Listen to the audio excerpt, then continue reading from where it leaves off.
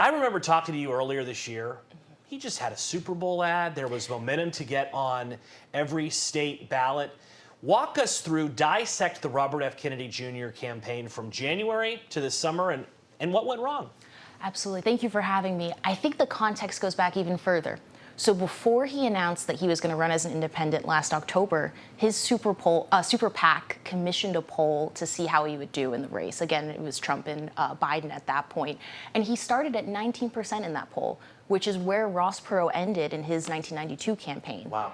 And it's just been a steady decline from there. So the Super Bowl ad, I would say, is probably the high point of the campaign. That, again, was paid for by the Super PAC, partly from Nicole Shanahan, who ended up becoming RFK Jr.'s running mate and being able to invest directly into the campaign account herself.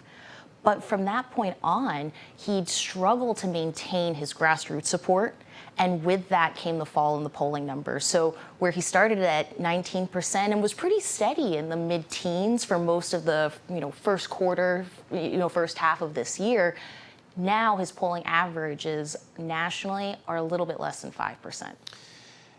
All of this culminated, of course, Thursday night when he requested his name to be removed from Arizona's ballot. Even more news, obviously, was made on Friday. Let's stick with this third-party thing, because there's a lot of Americans who view themselves as maybe not a Democrat or a Republican. That's always that, well, could an independent or third-party candidate actually make it in the election? Who else is running for president other than Trump and Harris? What other third-party stories exist here in 2024? That's such a good point, because I think a lot of third-party candidates, they're happy about the attention that Kennedy has brought the third-party and independent movement, but there are some more established and better organized third parties.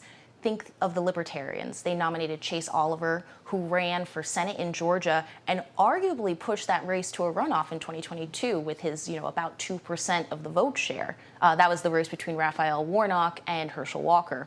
There's also Jill Stein, third-time presidential candidate who has her own kind of cult following.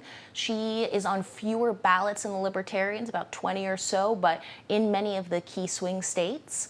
And then there's Cornel West, who is Democrats are worried about him, perhaps. Exactly. He's really galvanized the pro-Palestinian true activist support. I think Harris has done a lot, and the Democratic Party has done a lot since she took the top of the ticket to work with the uncommitted delegates to make outreaches. And you saw a lot of that in her nomination speech earlier last week at the convention. But I think some of the core activists will be interested in Cornel West, and he's on the ballot not in as many states, but in the swing state of North Carolina. Wow, that could make a difference in the Tar Heel state. Only got 30 seconds left, but if a third-party candidate, a campaign, is going to make a splash 4 years from now, what do they have to start doing now to be in a better position? Because it's pretty clear this is a system built for Democrats and Republicans to succeed. Really, it comes down to organization and ballot access. If you can start working to get candidates on statewide ballots for the next midterms and get enough vote share to maintain that for 2028, that's going to be the position. That's going to be how you get yourself in a position to at least be competitive in 2028. Brittany Gibson, good to see you. Come back anytime. The third party story is always an interesting one.